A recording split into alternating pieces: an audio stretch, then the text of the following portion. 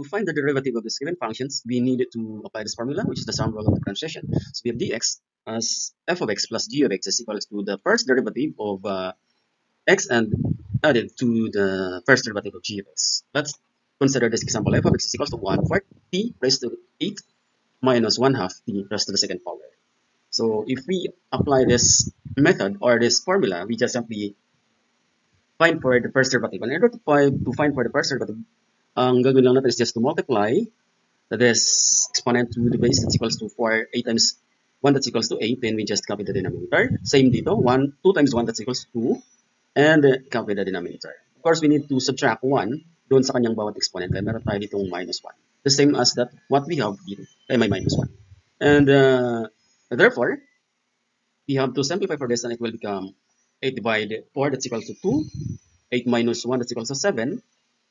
And cancel out 2 minus 1 that's equals to 2. And therefore, the first derivative of this given function is equals to 2t raised to the 7th power minus t. Let's have example number 2. Kung ang ating problem ay in a fraction form, unang-unang gagawin is to raise the denominator. Ilalagay po natin sa taas. Yan. Then, ang kanyang magiging exponent ay magiging negative na. Ganun din po sa kabila. So, yun muna natin gagawin. Raise that denominator as our exponential function. So, ito pong x raised to the power, itataas po natin yan, itinabi natin sa number 2, kaya po nagkaroon ng x raised to negative power. The same dun po sa kabila.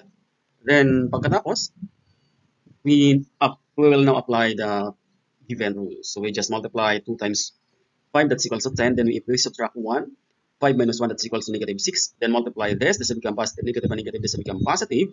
Then, to be subtracted by 1, that's equals to negative 4. And therefore, of course, since ang atin pong original problem is in a fraction form, kailangan natin balik sa kanyang fraction form. Ang atin pong variable, together with the exponent must be breakdown. Bababa lang natin kaya napunta dito. Then, ganun din po yung atin pong x raised to negative 4. Baba natin kaya napunta dito. Maiwan po yung 10 and 3. In that case, you get your final answer. Next problem. If we try to find for the derivative of the second problem, in this case, we just simply multiply 5 times 5 times 5 is 25 minus 1, of course, we have here. Then we multiply, that's equals to 6. And just copy the other term. Next is to find the first derivative of this problem. And in order for us to solve for that derivative, that is equals to 25, subtract lang natin, that's equals to 4. Then subtract natin, that is equals to 2. Remember that the derivative of a constant is always equals to 0. Dito, meron tayo ditong nakalagay na minus 1, and it will raise to 0. Any number raised to 0 is always equals to 1. So it means that we're going to multiply 8 times 1, that's equals to 8. You get your first derivative, final answer.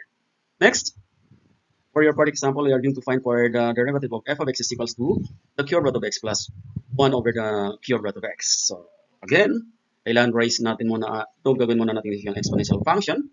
And next, same as that we have dito sa kabila. Gagawin din po natin exponential function, yung kanyang denominator, pero itataas po natin dito yan. Kaya po naging negative po yung ating pong exponent dito since hindi naman pong denominator to. So, positive pa rin po yan.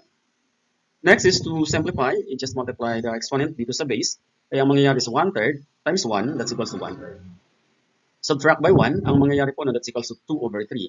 Kasi we are going to rewrite this into 3 over 3. If we subtract 1 minus 3, that's equals to 2, then copy the denominator.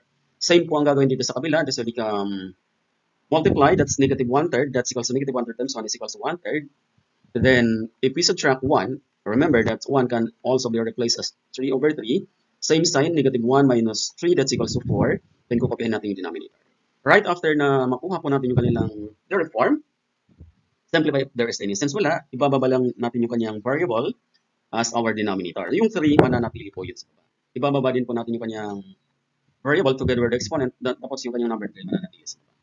And therefore, ang ating pong magiging final answer, that's equals to 1 over 3 multiplied by the cube root of x squared.